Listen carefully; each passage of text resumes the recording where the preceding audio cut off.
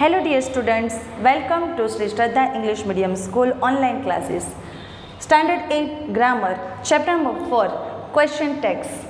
We have already learned in part 1, Chapter number 4, what is the question tag, उसकी definition, question tag के rules, ये सभी हमने इस chapter के part 1 के वीडियो में हमने समझा था.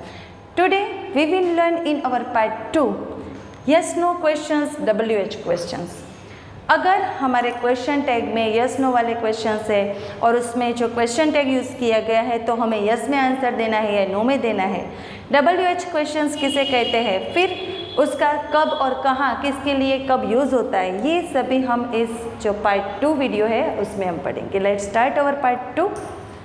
यस और नो क्वेश्चंस. यस और नो क्वेश्चंस किसे कहते हैं? If we start the questions with the helping verb. If our question is started with helping verb do, does, is, am, are, was, were, will, can, ये सभी helping verbs है. अगर इस helping verbs से हमारे question start हुए हैं तो हमें क्या करना है? Yes or no में आंसर है. Can you lift this bag? Yes, I can. No, I can't. But हम अगर वो क्वेश्चन पूछे जाते हैं इस तरह से तो हम यस और नो दोनों में से कोई भी आंसर देते. पर अगर हमारा जो क्वेश्चन है उसके साथ क्वेश्चन टैग को भी यूज़ किया गया है तो कंफर्मेशन में ही हम आंसर दे सकते हैं. Let's see the rules. The answers of yes no questions can be either in positive और नेगेटिव. पॉजिटिव में भी आंसर हो सकता है, नेगेटिव में भी हो सकता है. पर अगर हमारे स्टेटमेंट में if we have already used question tag in our questions then we have to determine the answer.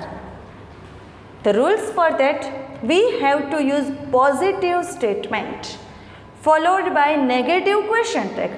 Statement positive, अच्छे से समझिएगा. स्टेटमेंट पॉजिटिव है, क्वेश्चन टैग नेगेटिव, वो तो हमें पता ही है कि अगर statement positive question tag will be negative. Statement negative question tag will be positive. मतलब कि यहाँ पर अगर हमारे ये जो यस नो क्वेश्चन है उसमें जो क्वेश्चन है वो पॉजिटिव है कि इज ही प्लेइंग, तो हमारा क्वेश्चन टैग आएगा नेगेटिव में इजंट ही.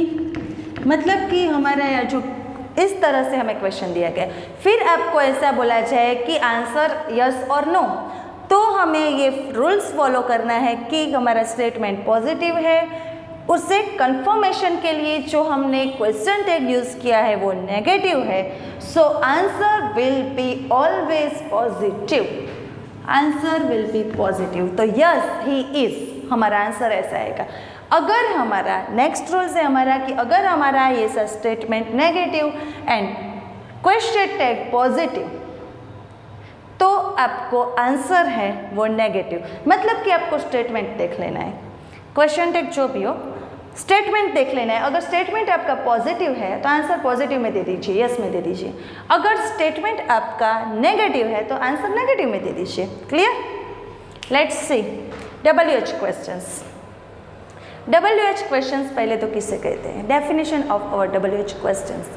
तो सबसे पहले ये ध्यान में रखना है कि questions beginning with who, what, whose, where, ऐसे WH words how many, how much, whose, why, ऐसे जो क्वेश्चन वर्ड्स हैं इससे अगर हमारा क्वेश्चन स्टार्ट हुआ है तो that's called WH questions. And we know that कि अगर WH वाले क्वेश्चन हो, if our questions are start with WH questions then we have to answer in full sentence.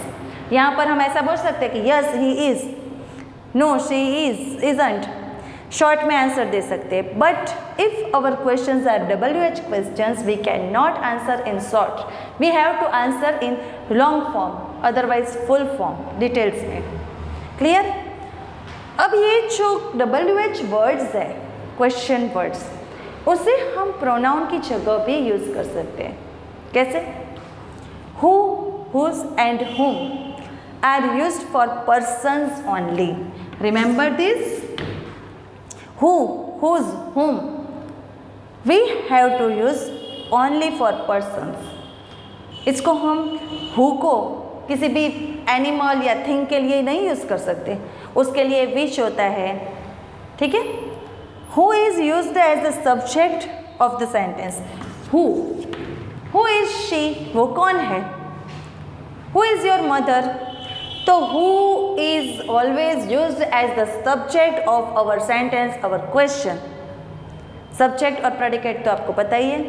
तो हमारे जो सेंटेंस का सब्जेक्ट होता है, जब हम हु के क्वेश्चन पूछते हैं तो सब्जेक्ट निकल जाए। Mohan is clever boy, who is clever boy, तो मोहन यानी कि सब्जेक्ट है वो निकल गया। मतलब कि who is used as the subject of a sentence. Clear?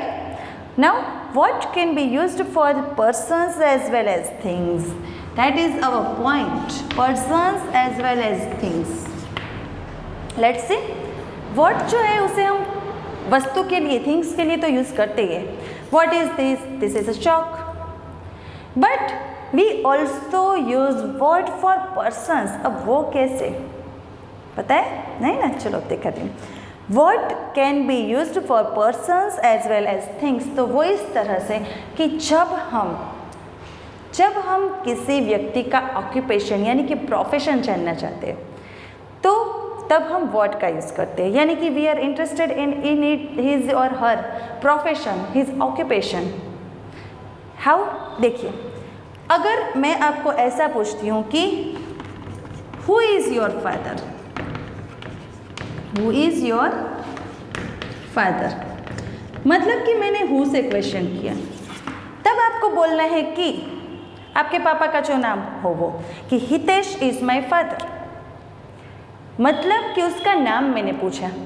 But if I have used what is your father, what is your father, ऐसा भी हम कभी कभी पूछ सकते हैं। तो मतलब कि ये पर्सन के लिए मैंने व्हाट यूज किया, पर्सन के लिए व्हाट, क्वेश्चन वही का वही है, देखिए, पर यहाँ पर मैंने हु पूछा है तो आपको आंसर देना है कि जो आपके पापा का नाम हो, मतलब कि हितेश इज़ माई फादर या कोई भी जो एक्स वाई जेड जो नाम हो।